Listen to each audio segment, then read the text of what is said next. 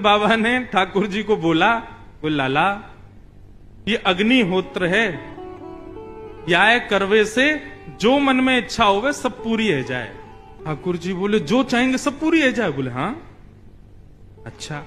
अब ठाकुर जी ने घर में तो बताया नहीं, अपने ग्वाल बालों के पास गए। ठाकुर जी के ग्वाल बाल कौन है? मधुमंगल, श्रीदामा, तन सुखा, मन सुखा, धन सुखा, ये ठाकुर जी के ग्वाल बाल है।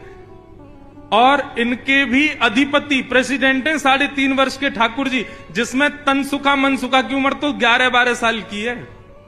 वो भी ठाकुर जी को आके प्रणाम करते हैं। ठाकुर जी ने बुलाया और बुला करके बोले भैया आज से हवन शुरू करना है।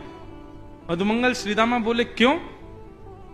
बोले पिताजी बता रहे कि हवन करवे थे, रोज हवन करवे थे, मन की इच्छा पूरी है जाए।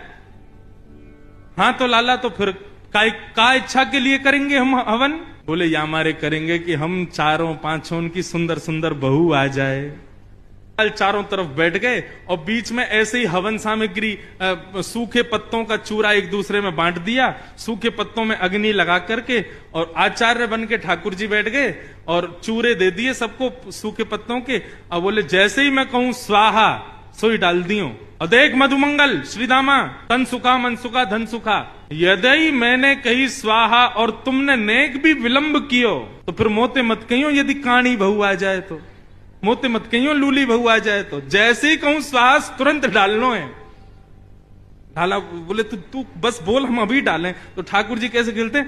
ओम स्वाहा, स्वाहा बोलती सब डालते हैं। अब कभी कभी ठाकुर जी करते हैं ओम स्वाहा नहीं बोलते, इतने में देख अब तेरी कहानी आवेगी, तेने डाल दियो। हवन की पूर्ण आहुति पे मधुमंगल ने ज्ञान दिया, लाला ऐसे हवन पूरे ना हुए करें तो कैसे हूं मैं? बोले कोई भी यज्ञ की पूर्णता में ब्राह्मणों को भोजन कराना चाहिए, तब ही यज्ञ सफल माना जाता है। बोले हाँ तो चलो आज ब्राह्मणों को न्योता दिया मैं।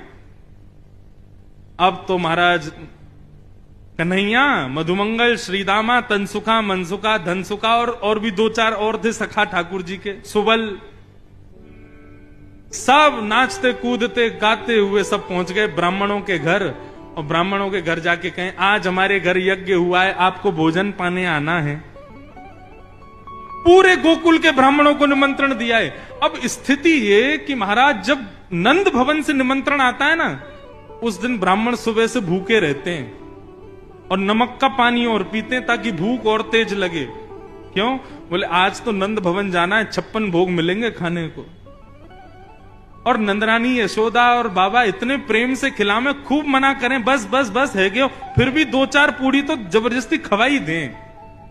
तो या हमारे भैया सवेरे से ही भोजन त्याग दो और नमक को पानी लगे पीने में। सब ब्राह्मणों को जोर की भूख लगी। शाम का समय हुआ, बढ़िया वस्त्र आदि पहन करके, चंदन आदि लगा करके सारे ब्राह्मण पहुंच गए नंद भवन। अटारी पर बैठी थी यशोदा मैया। यशोदा मैया ने जैसी देखा इतने सारे ब्राह्मण, नीचे उतर करके आई। आज इतने ब्राह्मणों का आगमन मेरे द्वार पे, सबको प्रणाम वंदन। ब्राह्मण बोले मैया प्रणाम प्रणाम बाद में करियो, तू तो पहले कछु खवा, बहुत जोर की भूख लगी है। बोले मैं वही पूछने वाली थी कि आज इतने सारे ब्राह्मणों का मेरे घर पे कैसे आगमन हुआ? ब्राह्मण बोले मैया ये मत पूछो, ऐसा मत कहना कि आपको नहीं पता हम क्यों आए हैं। मैया बोली मुझे सांची में नहीं पता, बताओ तो आप लोग क्यों आए हो? बोले अरे ये तो नंद को लाला खेल गए हो हमारे संग। अरे मैया कहा बताएं, सवेरे सवेरे तुम्हारो नंद को तुम्हारो लाला और सबरे ग्वाल बालन के संग आयो और आकर के निमंत्रण देके गए कि आज सबन को हमारे यहाँ भोजन पावे आनो है। हम तो मैया अपने घर के चूल्हान ने बुझा के ब्राह्मणी से मना करके कि आज भोजन मत बनाइयो। नमक को पानी पी पी के अपनी भूख इतनी जोर की कर ली है कि थोड़ी बहुत देर में यदि भोजन नहीं मिला तो एक दूसरे खा जाएंगे हम। मैया तुम्हारे लाला ने निमंत्रण दियो। मैया बोली देखो भोजन की व्यवस्था करने में मुझको समय लगेगा, क्योंकि मुझे पता नहीं था आप आने वाले हैं। तो वो तो मैं सब कर दूंगी, लेकिन उससे पहले आपके यजमान को तो ढूंढो कहां है, जिसने आपको निमंत्रण दिया पहले उसको तो पकड़ के लाओ। सब ब्राह्मणों के संग मैया निकल पड़ी खोजने। तभी नंद भवन के पीछे ठाकुर जी अपने सब ग्वाल बालन के संग खेल रहे थे। मैया पहुंची, लाला ओ कन्हैया यहां पे आ। जैसे ही ठाकुर जी ने पीछे देखी, ओ मधुमंगल ये तो सांची में आ गए सबरे, हम तो ऐसे ही आनंद में निमंत्रण दे के आए, तो सांची में आ गए। बोले हम लाला ये तो सांची में आ गए, और मैया और पकड़ के लाए, मैया मारेगी आज। ठाकुर जी बोले अकेलो ना पिटूंगा, तुम भी चलो मेरे संग, एक एक थप्पड़ तुम भी खाइयो। सबरे ग्वाल बाल पहुंचे मैया के पास। हाँ मैया। मधुमंगल श्रीदामा बोले लाला पहले बचवे को प्रयास करियो, झूठ बोल बाल के कछु निकारवे को कोशिश करियो, पिटनो ना पड़े, और जब पीटवे की शामत आएगी तो हम सब रे गाल आगे कर ही देंगे अपनो, कहा करें गलती तो है ही गई। ठाकुर जी बोले हाँ मैया, कहा भयो। मैया बोली ये सब कौन है?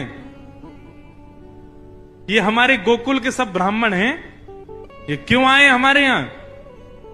मैया मोए ना पता क्यों आए हैं। बोले झूठ बोले, ये सब रे यूं कह रहे हैं कि तू सबन के घर गयो और सबके घर जा जा करके तेने न्योता दियो कि आइयो आज हमारे घर पर यज्ञ भयो, सब लोग भोजन पावे आइयो। मैया मैं गयो इनके घर? मैया मैं तेरी सौगंध खा के कह रहा हूं, मुझको तो यूं ना पता इनको घर कौन सी गली में, मैं ना जानू। ब्राह्मण बोले देखो कितना झूठ बोल रहे हैं, कितना भयंकर झूठ बोल रहे हैं। मैया ने पकड़े कान, लाला सांची बता तेने इनको निमंत्रण क्यों दियो? बोले मैया देख तो कुछ सांची बताऊं? बोले हाँ बता। मारेगी तो नहीं? बोले ना मारूंगी। बोले हमने पूजा खेल खेलो, पूजा खेल रहे हम लोग सब रे, मैं आचार्य बनो, ये मधुमंगल ब्रह्मा बनो, और ये सब रे ब्राह्मण बने, हम सब लोग आचार्य बन के ऐसे आनंद से खेल कर रहे पूजा को।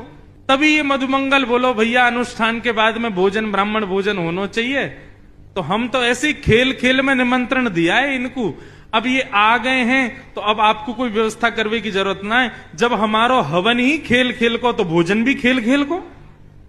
ये भी सूखे पत्ता हाथ में लेके कहते हैं हाँ भाई मोहन थार बहुत बढ़िया बनी है, पूड़ी बहुत अच्छी बनी है, देख क्या बात है, देख सब्जी बहुत जोर की बनी है। खेल की पूजा, खेल को निमंत्रण। फिर मैया ने मधुमंगल श्रीदामा सबरे एक एक तो धर दिए सबन में, फिर बाकी बाद ब्राह्मणन को चक्क भोजन करायो। ठाकुर जी परोस रहे सबको, लेकिन ठाकुर जी के ऊधम से बुरा किसी को नहीं लगता, सबको आनंद आता है।